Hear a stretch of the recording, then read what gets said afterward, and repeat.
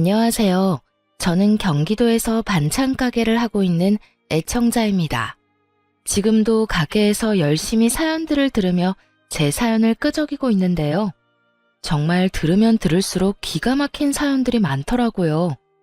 세상은 넓고 여러 종류의 사람이 있다지만 어쩜 그렇게도 다양하고 파렴치한 사람들이 많은 건지 들을 때마다 놀라곤 합니다. 물론 저에게도 그런 파렴치한 인연이 있긴 했었어요. 그건 바로 다들 예상하다시피 시댁 식구들과 남편이었어요. 전 그런 남편과 이혼을 한 지 8년이 다 되어 가는데요. 제가 어떤 결혼 생활을 했고 어떻게 이혼하게 되었는지 한번 들어보실래요? 저와 남편은 회사에서 만난 사이였어요. 전 고졸 출신인 경리였고 남편은 4년제 대학을 졸업한 회사 직원이었죠. 당시 제 나이 23살, 남편 나이는 31살. 7살 차이의 남편이 남자로 보이지 않았고 그래서 시선조차 주지 않았는데 어느 순간부터 자꾸만 제 옆을 어슬렁거린다 싶더니 어느 날엔 남편이 대뜸 고백을 해오더라고요. 희원씨, 저 희원씨 좋아합니다. 저하고 진지하게 만나주시면 안 될까요? 네? 저를요? 전 상우씨 남자로 본 적이 단 한 번도 없어요. 나이 차이도 그렇고 전 아직 연애하고 싶은 마음이 없는걸요. 그깟 나이 차이 제가 느껴지지 않게 노력할게요. 그리고 연애가 정 싫으시면 저하고 밥 딱 3번만 먹어주세요. 그 뒤에도 제가 싫으시다면 다신 이런 이야기 꺼내지도 않겠습니다. 결국 전 남편과 밥을 3번 먹게 되었고 그 뒤로도 이어진 적극적인 구애에 결국 연애를 시작하게 되었습니다. 연애를 하는 2년 동안 참 좋았습니다. 중학교를 졸업할 무렵 사고로 부모님을 잃고 늘 혼자였던 제게 든든한 내 편이 생긴 기분이 들기도 했어요. 남편은 연애하는 내내 저에게 큰 버팀목이 되어주며 끊임없이 저의 행복을 응원해 주었어요. 그런 남편을 보며 이런 사람이 내 남편이 되면 좋겠다고 생각을 했고 그렇게 저흰 결혼까지 하게 되었어요. 결혼 과정이 순탄하진 않았어요. 시댁에선 고아나 다름없는 제가 반가울 리 없었고 전 그런 시댁의 반응이 당연하다고 생각했으니까요. 아들, 아무리 생각해도 이건 아니다. 아무리 며느리 자리는 좀 낮춰서 데리고 온다고 한들 부모가 아니, 이건 좀 아니지 않니? 엄마, 그런 말 하지 않기로 했잖아. 그리고 희원이 부모님이 일찍 돌아가신 게 희원이 잘못이야? 그건 어쩔 수 없는 사고였다고 그랬잖아. 보육원에서 자란 것도 아니고 희원이 부모님 희원이 사랑으로 키워주셨고 그래서 그런지 희원이도 따뜻하고 좋은 사람이야. 난 그런 희원이를 사랑하고. 그러니까 엄마도 그런 말로 희원이 상처 주지 마. 내가 많이 사랑하는 사람이야. 아니 이 녀석이. 하여튼 엄마는 이 결혼 좀 더 생각해 봐야겠다. 아무리 생각해도 걸리는 게 한두 가지가 아니야. 네, 알겠습니다. 저 역시 부모님이 반대하시는 결혼은 하고 싶지 않습니다. 부모님이 반대하시는 데엔 이유가 다 있다고 생각하는 주의라 어머니 말씀 잘 알아들었고 염려하시는 일 없도록 하겠습니다. 남편을 사랑하지 않았던 건 아니었어요. 하지만 반대하는 결혼은 저도 싫었던 터라 저 역시 결혼을 하지 않겠다고 했고 저를 도저히 포기할 수 없었던 남편이 시댁과 저를 오가며 끊임없이 노력한 끝에 결혼을 하게 되었습니다. 그렇게까지 반대하던 시댁도 결국엔 허락을 했으니 잘 지낼 수 있을 거라 생각했는데 그건 저의 착각이었어요. 결혼을 하고 난 후 시모는 결혼 허락이 무색할 만큼 저를 홀대하기 시작했어요. 처음엔 그 홀대가 참 무섭더라고요. 드디어 저에게도 가족이 생겼다고 생각하며 정말 친부모님처럼 모시고 살고 싶은 마음이 가득했는데 이런 저의 마음과는 달리 저에게 돌아오는 건 모진 홀대였으니까요. 나이가 어려서 애라도 빨리 가질 거라고 생각했더니 그것도 아니고 널 도대체 어디에다 쓴단 말이니? 고아나 다름없어서 보고 배운 것도 없어. 그렇다고 배우기를 많이 배웠나? 고작 고등학교 겨우 졸업해서 회사 격리나 하던 거 며느리로 받았더니 도무지 영 쓸 데가 있어야지. 네, 원. 너 임신하려는 노력은 하고 있는 거지? 혹시나 하는 말인데 신혼생활 어쩌고 하면서 임신 미루고 있는 거면 당장 쫓겨날 줄 알아? 아니에요. 남편도 그렇고 저도 그렇고 임신하려고 노력하고 있어요. 그러니까 조금만 더 기다려주세요. 넌 매번 기다려달라고 하더라. 도대체 언제까지 기다리라는 말인지. 하여튼 난 분명 말했다. 허튼 생각하면 당장 쫓아낼 거라고. 네, 죄송해요. 그 죄송하다는 말도 이젠 지겹다 지겨워. 참 바보 같지 않나요? 쫓겨날 줄 알라는 으름장에도 아무 말도 하지 못하고 도리어 죄송하다고 하는 꼴이 지금 생각하면 참 한심하기 그지없지만 그때 전 힘들게 가지게 된 가족이 너무나도 소중했고 이런 대우는 참으면 안 된다는 걸 알지 못할 정도로 어렸습니다. 거기에다 결혼을 하며 일까지 그만두게 되었으니 저에게 조언을 해줄 사람이 곁에 없었던 것이었죠. 그야말로 단절된 생활 속에 반복되는 홀대. 어느 순간 그 모든 것이 익숙해지던 어느 날 새로운 가족이 생겼어요. 그건 바로 동서였어요. 동서는 저와는 달리 엘리트 코스를 거친 사람이었는데 직장도 좋은 곳이라 시집 오기 전부터 시모의 사랑을 한 몸에 받았죠. 결혼 전부터 예견되어 있던 차별은 동서가 시집을 오고 난 후 더욱 심해졌고 특히 명절날이 되면 저는 서러움에 밤새 울기 일쑤였죠. 저는 명절 전날부터 시댁으로 가 음식부터 시작해서 집안 대청소까지 하느라 몸이 부서질 지경인데 동서는 시집 오고 첫 명절부터 차례 지내기 직전에 와, 밥만 먹고 바로 친정으로 가버리더군요. 돌아가기 전엔 꼭 제가 보란 듯이 시모에게 아양을 떨며 용돈 봉투까지 쥐어주면서요. 어머님, 이거 용돈이요. 아끼지 말고 필요하신 데 있으면 쓰세요. 모자라면 또 드릴 테니까요. 어머, 우리 며느리 마음 배포 큰 것 좀 봐라. 네가 맏며느리 자리로 들어왔어야 했는데 어쩌다 저런 물건이 맏며느리로 들어와서는 내가 저 물건 볼 때마다 한숨만 나온다. 에휴. 에이, 너무 그러지 마세요, 어머님. 그래도 형님이 살림은 잘 하시잖아요. 차례 준비도 그렇고 제사 준비도 그렇고 혼자서 척척 얼마나 잘해내는데요. 그것도 못하면 그게 여자애야. 그거라도 했으니 아직 안 쫓겨나고 내 아들이랑 살 수 있는 게야. 하긴 그래도 저는 그런 형님 덕 보고 있어요. 형님 덕에 저도 명절, 제사 이런 걱정 없이 회사 생활 마음 편히 하고 있고 회사 생활 잘하니 어머님 용돈도 이렇게 많이 드릴 수 있고요. 그러니까 형님 너무 미워하지 마세요. 사람은 저마다 자기 위치, 자기 할 일이 다 있는 거 아니겠어요? 하긴 또 그렇긴 하지. 우리 바쁜 며느리 집안일이나 시킬 수도 없는 노릇이니 말이다. 우리 둘째는 어쩌면 이렇게 머리도 똑똑한지 하나부터 열까지 마음에 안 드는 구석이 없다니까. 누구와는 전혀 다르게 말이야. 어찌됐든 얼른 가보거라. 친정에서 기다리겠어. 어차피 갈 거면서 동서는 얄밉게도 제 눈치를 살피더군요.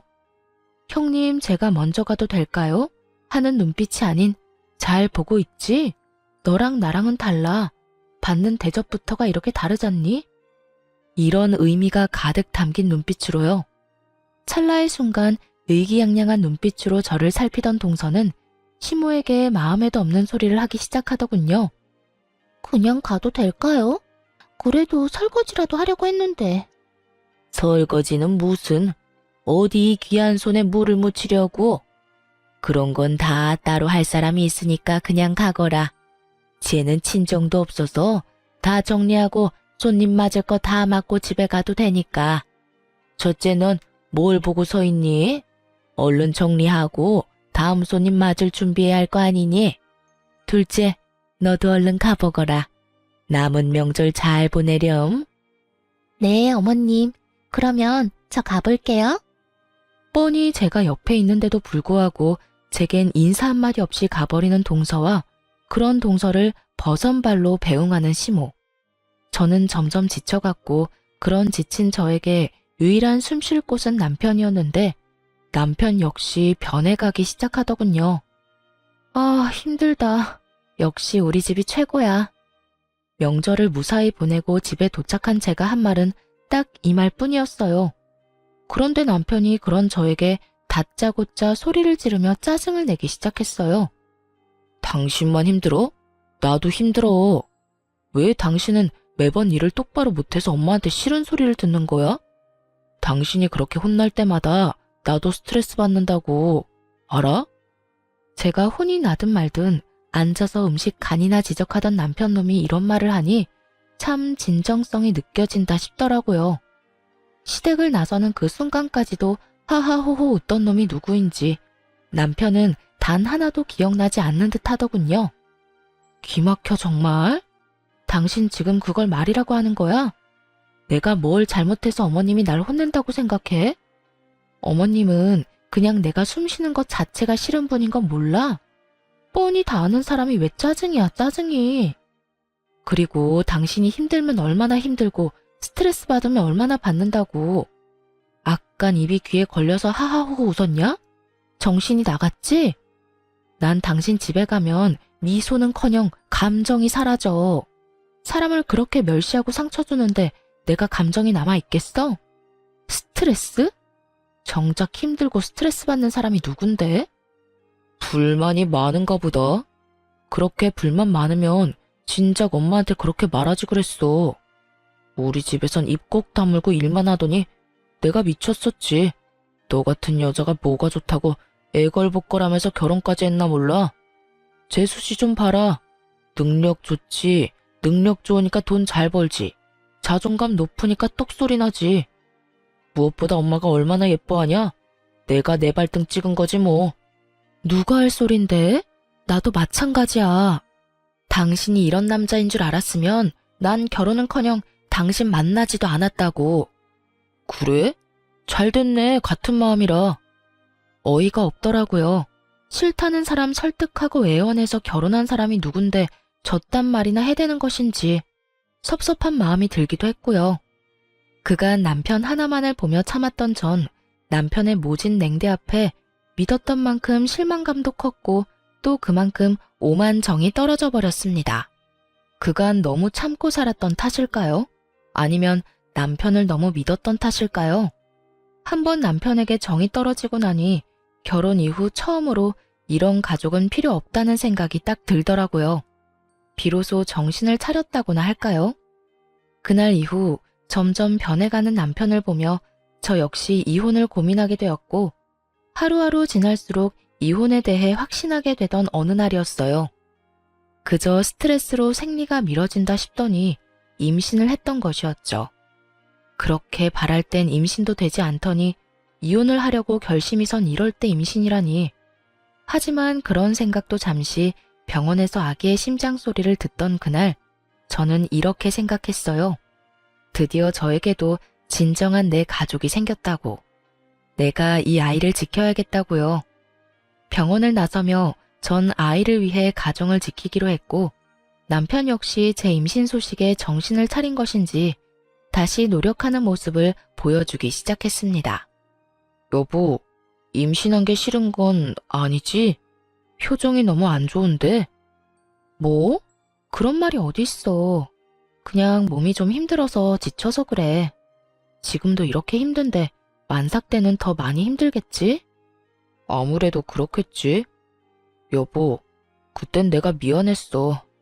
나는 당신하고 엄마하고 좀 잘 지냈으면 좋겠는데 그게 내 맘처럼 안 되니까 좀 힘들었어. 그런데 시집 온 지 얼마 안 된 재수 씨는 엄마랑 사이좋게 잘 지내니까 그게 부러우면서도 짜증이 나서 괜히 당신한테 화풀이 했어. 당신은 잘못한 것도 없는데 당신 탓으로 돌리기도 했고. 미안해. 앞으로는 그런 못난 생각하지 않고 당신하고 우리 아기 지켜줄게. 그 말 정말이지? 이번엔 정말 나 지켜줄 거지? 정말이야. 내가 앞으로 변하도록 노력할게. 그래, 그렇게 말해줘서 고마워. 당신이 노력하는 만큼 나도 노력할 테니까 우리 잘 살자. 우리 아기 잘 키워보자. 알겠지? 여보. 남편은 이렇듯 저의 마음을 달래주며 변한 모습을 보여주기 시작했고, 그런 모습을 보며 전 다시 한번 잘 살아보기로 결심했고요. 저의 임신 소식은 시댁에도 전해지게 되었고, 시댁에서도 기뻐해 주시더라고요. 아가, 고생했다 고생했어. 그동안 아기가 안 생겨서 얼마나 걱정했는데 이렇게 떡하니 임신을 다 하고 앞으로 몸 조심해야 한다. 알겠지? 네, 어머님. 감사해요. 시모의 다정한 목소리를 처음 들었다면 여러분은 믿으실까요? 저는 이날을 아직도 잊지 못합니다. 다정하게 아가라고 하며 몸 조심하라고 하던 당부까지도요. 그렇게나 행복했는데 그 행복도 길진 않더라고요. 커리어 때문에 임신은 될 수 있으면 미룬다는 동서가 제 임신 소식을 듣고 덜컥 임신을 해버렸으니까요. 임신이 그렇게나 쉬운 일이라는 걸 저는 그때 처음 알았네요. 하여튼 동서가 임신을 하며 자연스럽게 임산부로서의 대우는 고스란히 동서에게로 가게 되었고, 동서는 아들, 저는 딸을 낳게 되며 차별은 더욱 심해져만 갔습니다. 저를 무시하는 건 어떻게 해서든 참을 수가 있었지만 제 딸마저 차별당하는 모습을 보며 저는 마치 시한폭탄을 품에 품고 사는 사람처럼 아슬아슬한 날들을 보내고 있었죠. 그러던 어느 날 일이 터지고야 말았습니다. 그 당시 시모의 건강이 조금 좋지 않아 저는 자주 시댁에 들리며 먹거리를 해주곤 했었는데, 그날도 마찬가지로 5살 된 딸과 함께 시댁에 간 날이었어요. 한여름 그 더운 날씨에 땀을 뻘뻘 흘리며 음식을 다 해놓고 나니 동서가 아들을 데리고 시댁으로 들어오더라고요. 조카는 자연스럽게 시모의 곁에서 놀기 시작했고, 동서 역시 자연스럽게 주방으로 들어오더니 늘 그렇듯 저에게 시비를 걸며 음식을 챙기기 시작하더군요. 어머, 반찬 많이 했네. 나 좀 가지고 가도 되죠? 마음대로 해. 어차피 반찬 가지러 왔으면서 묻기는 왜 물어? 예의상 묻는 거죠. 친정에서 예의를 가장 중시하며 저를 키워주셨거든요. 아, 친정 이야기하면 형님이 좀 서글퍼지려나? 그냥 예의를 중시하며 컸다. 이 정도로 마무리하죠. 하여튼 형님, 다른 건 몰라도 음식 솜씨는 정말 인정이에요. 요즘엔 다른 반찬엔 손도 안 간다니까요? 그래서 하는 말인데 집에서 놀지 말고 반찬 가게라도 해보는 건 어때요? 가게 차릴 돈 없으면 내가 빌려줄 수도 있고요. 아, 이자는 은행 이자만 받을게요, 특별히. 다른 날에도 시비를 걸어오곤 했지만 이날은 무슨 작정이라도 한 사람처럼 돌아가신 부모님까지 들먹이며 싸움을 걸어오는데 정말 도저히 참을 수가 없는 지경이었어요. 그렇게 동서의 시비에 한마디 하려는 순간 거실에서 조카의 울음소리가 들리기 시작했어요.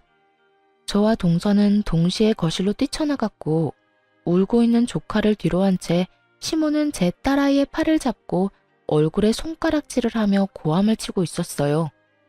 이 개집애가 어디서 귀한 우리 손주를 밀어? 너 같은 건 맞아야 정신 차리지. 똑바로 서. 시모는 인정사정 볼 것 없이 손을 올렸고 그 순간 눈이 돌아버린 저는 시모를 밀쳐버리고 울고 있는 딸을 안아 올렸어요. 어머님, 말로 하면 되지 왜 손을 올려요? 맞을만 하니까 때렸다. 이 개집애가 글쎄 우리 귀한 손자를 밀쳐서 넘어졌잖니. 딸, 정말 네가 그랬어? 정말 네가 밀었어?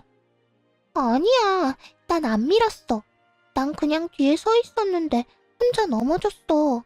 혼자 장난감 밟고 넘어졌어. 딸아이는 울면서 저에게 사실을 전했고 그 사실을 뒷받침해주듯 바닥에 망가진 장난감이 떨어져 있더군요. 어머님, 사실 여부는 확인하고 애를 잡든가 했었어야죠. 아니라고 하잖아요. 아니 형님, 해도 너무하네. 아무리 자기 딸이라고 해도 그 말을 다 믿는 거예요? 누가 봐도 거짓말하는 거잖아요. 동서 눈엔 저기 다 망가진 장난감 안 보여? 동서 아들 발밑에 떡하니 있네. 아들이 울고불고 난리치니까 눈이 멀었니? 장님이 돼버렸어? 상황 파악 못하고 소리 질러대지 말고 그 입 다물어. 진짜 눈알 돌아버리게 화난 사람은 지금 따로 있으니까. 처음이었습니다. 시모에게 그렇게 큰 소리를 친 것도 동서에게 그렇게 거친 말로 화를 낸 것도요. 이런 저의 반응에 놀란 두 사람은 제 말에 반박하고 싶어 머리를 굴리는 듯 했지만 이렇다 할 말이 생각나지 않는지 저의 아픈 곳인 부모님을 들먹이며 제 속을 긁기 시작했어요. 어머 형님, 무슨 말을 그렇게 거칠게 하세요? 몰상식하게 눈알이 뭐예요, 눈알이? 그러게나 말이다. 이래서 내가 고아 며느리는 싫다고 했던 게야. 부모님 다 돌아가시고 뭘 보고 배웠겠어? 지금도 봐라.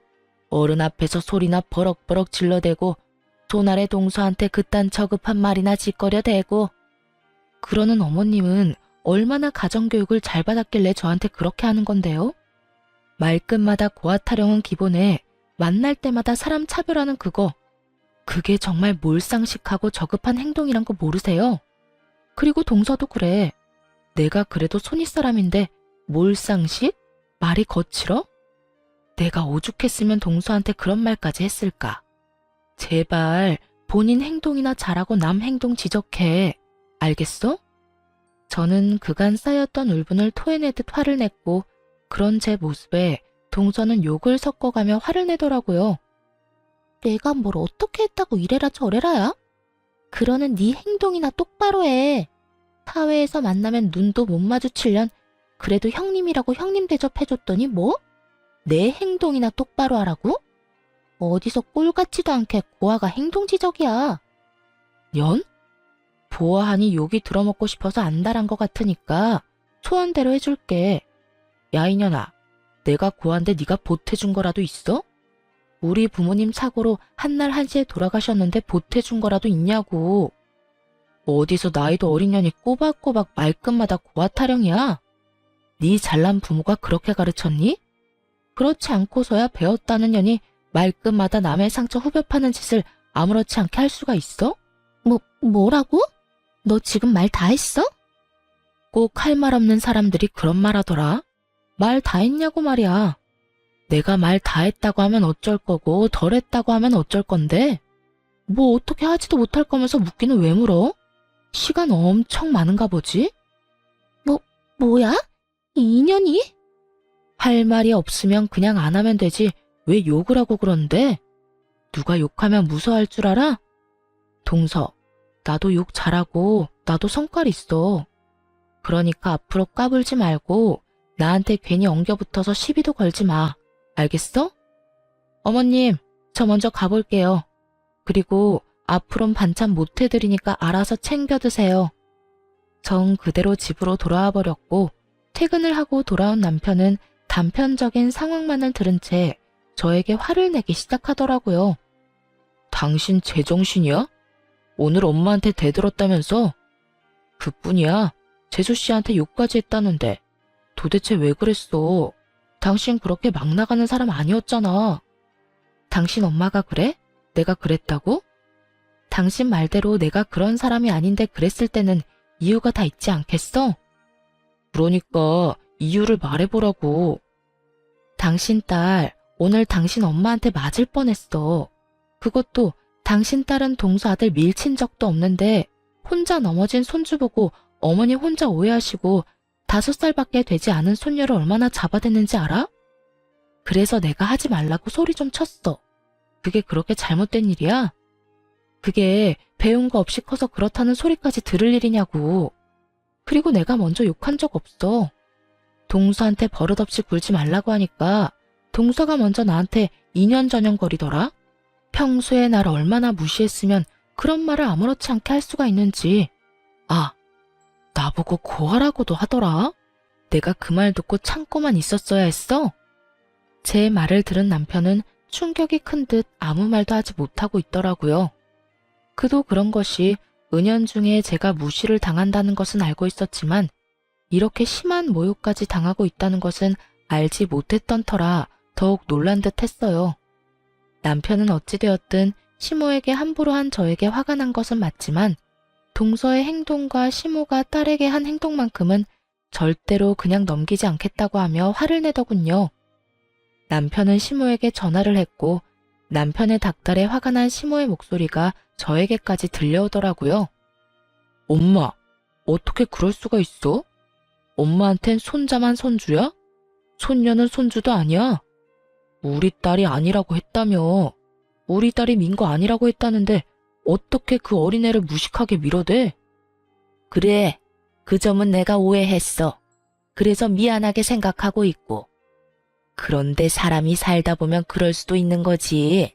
그게 뭐 그렇게 큰 문제라고 엄마한테 이렇게 화를 내는 게야? 엄만 지금 그게 미안한 사람이 할 태도야? 그리고 내가 지금 화 안 나게 생겼어? 아까 엄마가 나한테 전화할 땐 엄마 잘못한 건 하나도 말 안 하고 집사람이 엄마한테 말대꾸하고 욕했다는 말만 했잖아. 엄마가 그렇게 말하면 내가 집사람이랑 싸울 거라는 생각은 못했어? 엄마는 내가 이 사람이랑 헤어지길 바라는 거야? 그렇지 않고서야 어떻게 말을 그렇게 전달해? 엄마한테는 내 집사람도 내 딸도 가족도 아니야? 아니, 가족이라고 생각한 적은 있긴 해. 넌 무슨 말을 그렇게 하니? 도대체 네 집사람은 말을 어떻게 전했길래 네가 이런 말까지 하는 게야? 하여튼 못 배운 년이 하는 짓도 어쩌면 그렇게 저급한지. 네 집사람 옆에 있니? 바꿔봐라. 도대체 어떤 말을 어떻게 전했는지 그 입으로 드러나 보게. 적어도 엄마보단 사실 그대로 전했으니 집사람한테 뭐라고 할 생각하지 마. 그리고 집사람한테 그딴 식으로 말하는 것도 그만하고. 이제 이 사람도 한 아이의 엄마야. 거기에 맞는 대우 정도는 해주라고. 남편은 전화를 끊어버렸고 단호하게 끊은 전화만큼 화가 단단히 나 보이더군요. 그 뒤 남편이 어떻게 할지는 남편 문제였고 전 그 길로 시댁의 발길을 끊어버렸습니다. 시댁 하나 끊어냈을 뿐인데 여유 시간이 생기다 못해 넘쳐나더라고요. 그간 틈만 나면 호구짓거리를 하고 사느라 아이를 어린이집에 보내고 난 후에 주어지는 여유로운 시간을 즐긴 적이 없었던 것이었어요. 그 여유로운 시간이 좋으면서도 그 시간을 처음 가져보는 제가 얼마나 한심하고도 불쌍했는지 모릅니다. 예쁨 한번 받아보겠다고 그 고생을 했는데 결국엔 예쁨 한번 제대로 받지 못하고 연까지 끊어버렸으니 말이죠. 어찌되었든 그제라도 주어진 시간을 잘 쓰자는 생각이 들었고 어느 정도 쉬고 나니 그저 놀기보단 뭐라도 해보고 싶다는 생각이 들더라고요. 그때 동서의 말이 떠올랐어요. 다른 건 몰라도 음식 솜씨만큼은 최고라는 그 말이요. 동서 입맛이야말로 까다롭다는 걸 누구보다 더 잘 알던 저였기에 전 반찬 가게를 열기로 마음먹게 되었어요. 남편의 도움을 받을 수도 있었지만 그러지 않았습니다.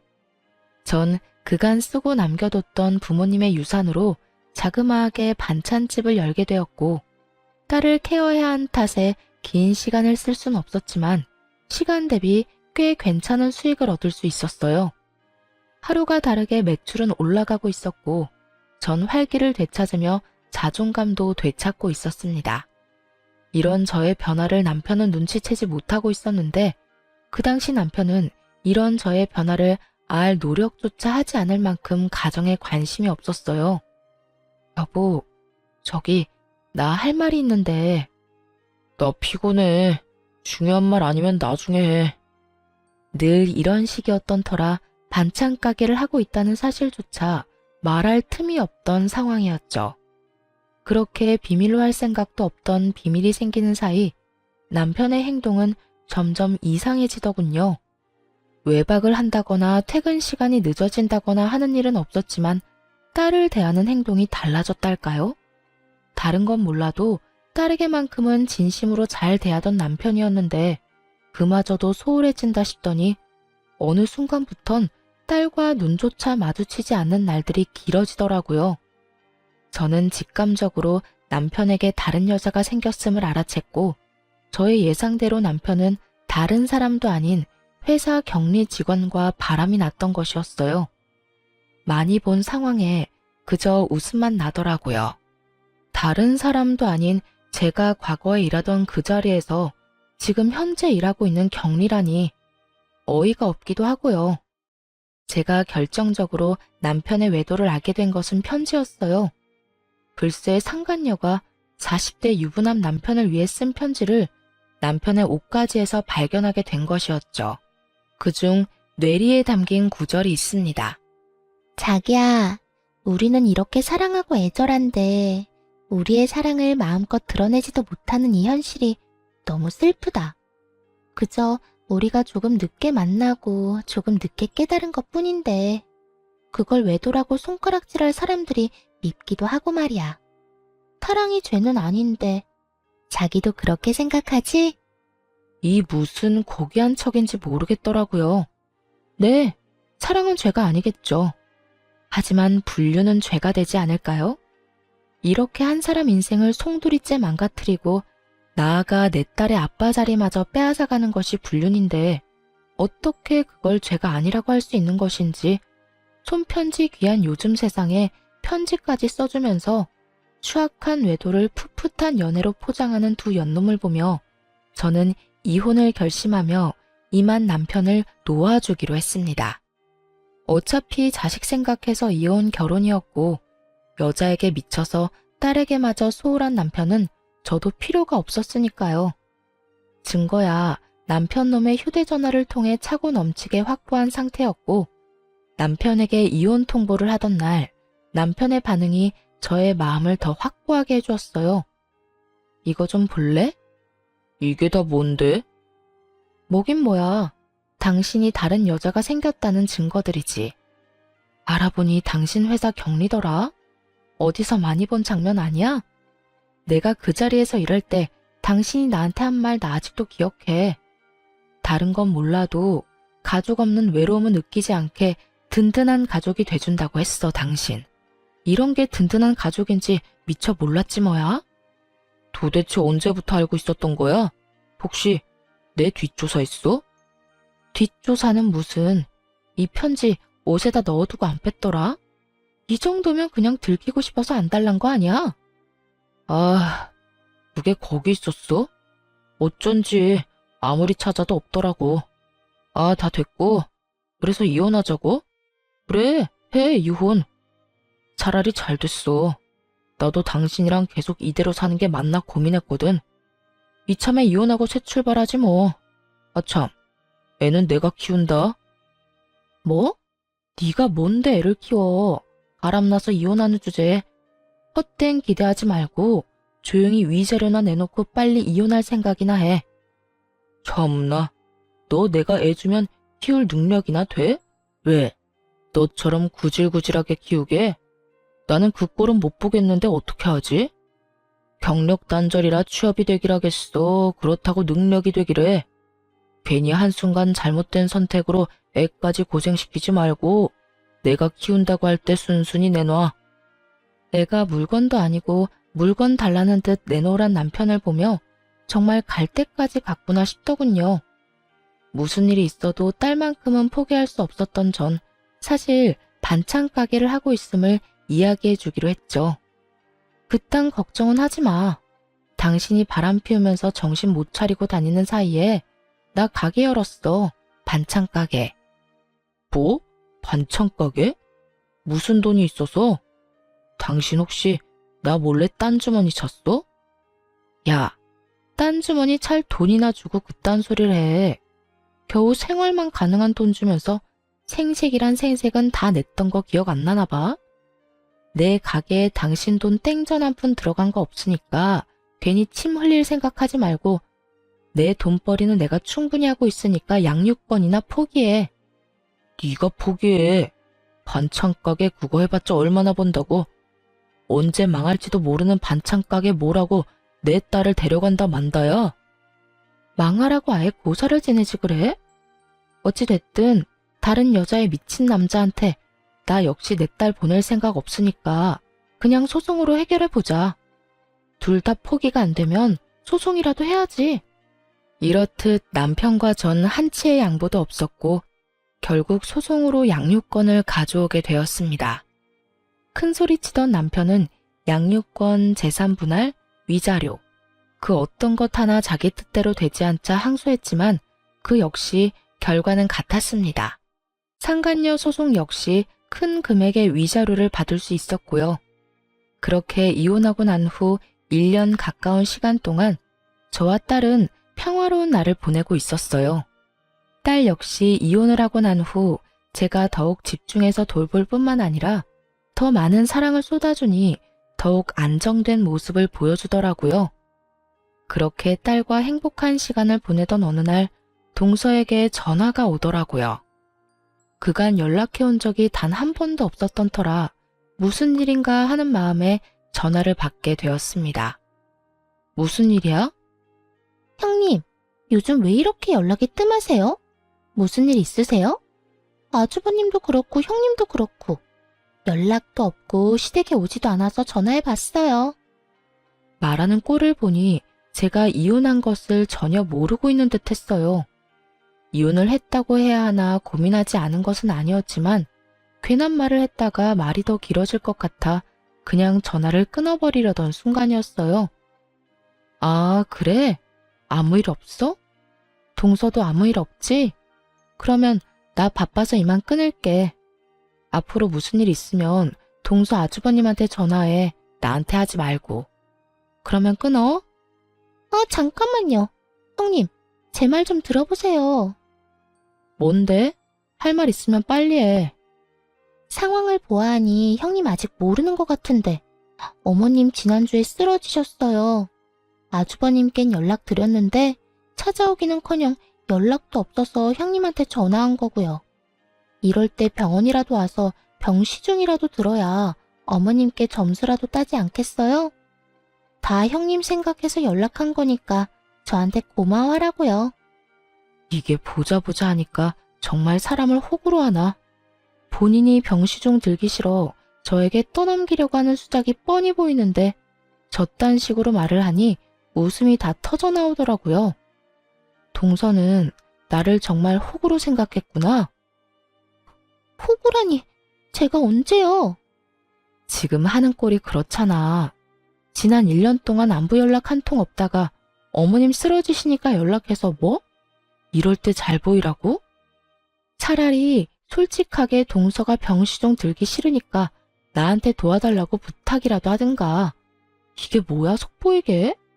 동서도 참 알만하다. 그래요. 형님이 그렇게까지 말하니까 솔직하게 말할게요.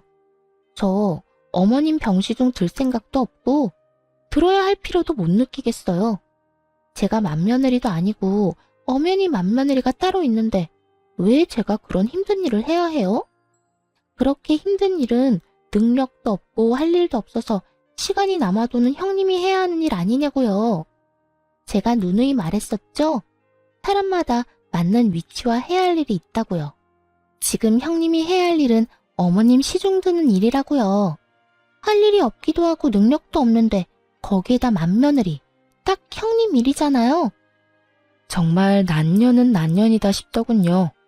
그렇지 않고서야 어떻게 저런 얄밉고도 말 같지 않은 말을 사람 말같이 할 수가 있는지 대단하다는 생각이 들었으니까요. 동서는 확신에 찬 목소리로 저에게 호구짓을 강요하고 있었고 전 그런 동서에게 통쾌한 사실을 알려주기로 했습니다. 듣고 보니 다 맞네.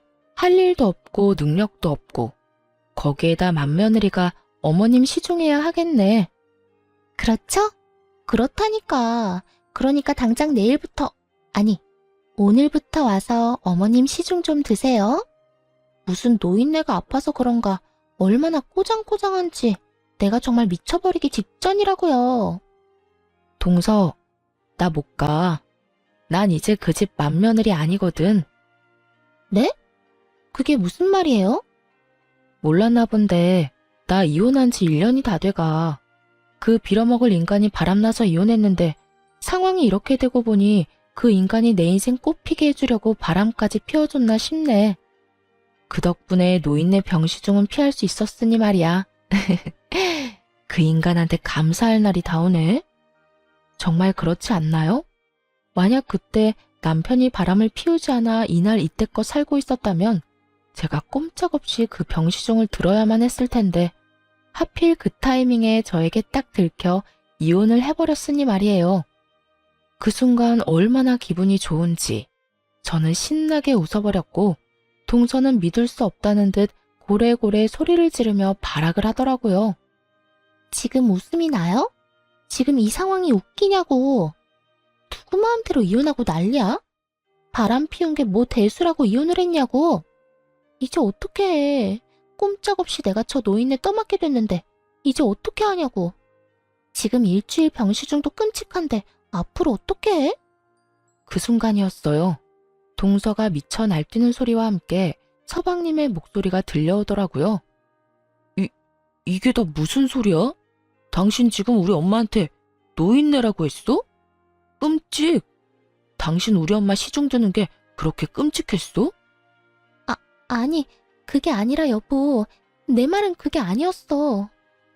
두 사람이 다투는 소리가 들려왔고 전 전화를 끊어버렸어요. 평소 전시모라면 끔찍하던 전시동생이니 그 끝은 뻔하지 않겠어요. 그 후론 한동안 조용하다 싶었는데 반년쯤 지났을 때 전 남편에게서 연락이 오더군요. 그 당시까지 남편은 딸아이를 한 번도 보러 오지도 보고 싶다는 말조차 없었지만 혹시나 하는 마음에 연락할 방법은 열어두었던 것이었죠. 아무리 제가 이혼을 했다고 한들 제 마음대로 천륜을 끊을 수 없는 것이기도 했고 딸아이가 아빠가 보고 싶다고 한다면 언제든 만나게 해주고 싶었으니까요. 전 남편의 연락에 저는 오로지 딸을 생각해 전화를 받게 되었고 전 남편은 이러한 제 생각과 기대를 저버리기에 충분한 인간이었습니다. 여보, 잘 지냈어? 우리 딸은 잘 지내지. 못 지낼 이유가 없으니 잘 지내지. 이때껏 연락 한 통 없더니 왜 전화했어? 그게 우리 엄마 편찮으시다는 이야기 들었지? 재수 씨가 당신하고 통화했다고 하던데. 그게 왜? 그냥 솔직하게 이야기할게. 사실 나 그 여자랑 헤어졌어. 당신이랑 이혼하고 결혼은 따로 안 하고 같이 살긴 했는데 글쎄 그 여자가 우리 엄마 쓰러졌다는 소식 듣더니 사람이 변하더라고. 계속 짜증만 내고 밖으로 돈다 싶더니 내가 엄마 모시고 싶다는 말 꺼내자마자 집을 나가버리더라. 내가 어이가 없어서. 자긴 누구랑 달라서 가정교육 잘 받았다고 그렇게 자랑처럼 말하더니 그게 가정교육 잘 받은 사람의 태도야. 하여튼 그 여자 회사까지 그만두고 도망갔어. 그런 이야기를 왜 나한테 하는 거야? 설마 나한테 뭐 동정심 같은 걸 바라는 거야? 설마 양심도 없이? 동정심을 바란다고 해도 양심도 없다고 생각했을 텐데 전 남편은 생각보다 더 파렴치한 인간이더라고요. 동정심은 무슨. 우리 다시 결합하자고. 나 다시 당신한테 돌아갈 수 있어. 당신 나 아직 사랑하는 거 다 알고 있어. 그러니까 아직 전화번호도 안 바꾸고 내 전화 기다렸다는 듯이 받은 거 아니야? 착각도 유분수지. 아이 생각해서 연락할 수단을 막지 않고 아이 생각해서 전화 한 통 받은 것이 어떻게 사랑으로 변질될 수 있는 것인지 전 남편의 뇌 구조가 궁금해질 지경이었어요. 여기까지만 해도 기가 막히고 코가 막히는 지경인데 그 다음에 흘러나오는 남편의 말은 더욱더 가관이었습니다. 이 와중에 조건도 있어? 당신이 우리 엄마 좀 모셔줘. 동생네도 이혼할 것 같더라. 재수씨가 뭐 엄마 욕을 하다가 들켰다나 뭐라나. 잘 풀려서 이혼까진 안 한다고 하더라도 당신도 알다시피 재수씨는 능력이 좋긴 하지만 싹수가 없잖아. 아픈 우리 엄마 탈들이 모실 사람은 안 된다 이거지. 그러니까 당신이 좀 모셔줬으면 좋겠어. 엄마가 특별히 우리 엄마 집에 들어와서 살아도 좋다고 했으니까 엄마 집에서 새 출발해보자. 얼마나 의기양양하게 큰 인심 쓴다는 듯 이야기하는지 모르는 사람이 본다면 제가 제발 같이 살아달라고 죽어라 매달리고 있는 상황이라 착각할 만큼 당당하더군요. 화도 나지 않았어요. 도리어 어이가 없어 웃음이 다 나더군요. 저는 한바탕 크게 웃어주곤 남편에게 이렇게 말해주었습니다. 야, 정신 차려. 머릿속에 얼마나 꽃받치면 그딴 말도 안 되는 생각을 하고 있는 거야? 요즘 드라마 작가라도 하니? 어디서 이상한 막장 결말을 쓰고 있어? 뭐? 너 지금 말 다 했어? 내가 돌아가 준다고 하면 고맙다고 절은 못할 망정 뭐? 정신 차리라고? 나라고 네가 좋아서 돌아간다는 줄 알아? 다 네가 불쌍해서 그런 거야. 부모도 없고 애 혼자 키우는 이혼녀. 누가 봐도 불쌍한 너한테 내가 큰 인심 쓰는 거라고. 야, 이 미친놈아. 그딴 인심 필요도 없거든? 마지막으로 한 번만 말할 테니 잘 들어. 네가 돌아오고자 하는 네 가정은 이제 없어. 진작 우린 끝났고 끝난 관계에 다시 시작은 없다는 말이야. 그러니까 네 엄마는 네가 알아서 모셔. 정 안 되면 요양원에 모시던가. 그 김에 너도 입원 좀 하고. 착각도 그 정도면 중증으로 보이니까. 아참. 그리고 내가 네 연락을 받은 건 내 딸 때문이었어. 나한텐 네가 갈기갈기 찢어 죽여도 모자란 놈이지만 내 딸한텐 아빠니까. 그런데 너 하는 꼴 보니까 이젠 다 필요 없겠다. 나 전화번호 바꿀 거야. 그리고 내 딸도 너 같은 아빠는 보고 싶지도 않다고 하니 앞으로 다신 연락 닿는 일 없도록 하자. 혹여나 길거리에서 마주치더라도 아는 척도 말고. 그게 네가 할 수 있는 아빠로서의 마지막 일이라고 생각하고 우리 좀 잊고 살아. 전 전화를 끊어버렸고 바로 번호를 바꿔버렸습니다. 혹시 모르는 상황에 대비해서 전 남편의 번호 역시 차단해버렸고요. 그렇게 인연은 끊어졌고 7년이란 세월이 지났네요. 하루하루는 참 길었는데 돌이켜보니 시간 참 정신없이 빠르게 흘렀다 싶어요. 딸은 어느새 중학생이 되었고 사춘기가 오는가 싶더니 요즘엔 또 사랑스러운 딸의 모습으로 돌아왔어요. 친구들과 시간을 보낼 때도 있지만 꽤 많은 시간을 가게로 와 저와 함께 시간을 보내주기도 하는 마음 깊고 착한 딸입니다. 전 늘 딸에게 아빠가 보고 싶다면 엄마는 신경 쓰지 않고 만나라고 하지만 딸은 그저 웃을 뿐 따로 아빠를 만나고 있는 것 같진 않아요. 그 어린 나이에 상처를 받은 것인가 하는 생각이 들기도 하지만 딸의 말론 아빠의 기억이 흐릿할 뿐더러 좋았던 기억도 별로 없어 굳이 만나고 싶지 않다고 슬그머니 자신의 마음을 전해오더군요. 전 그런 딸이 때론 안쓰러울 때도 있지만 그럴수록 딸과 더 많은 시간을 보내려고 노력하며 지내고 있어요. 반찬 가게는 제법 자리를 잡았고 더 큰 평수로 옮긴 지 2년이 되었네요. 전 이제 곧 식당 오픈을 앞두고 있습니다. 새로운 일을 시작하기 전에 과거를 여기 사연 열차에 털어버리고 가벼운 마음으로 열심히 살아가 보려고요. 다들 응원해 주실 거죠? 지금까지 제 긴 사연 들어주신 여러분들 감사합니다. 좋은 하루 되세요.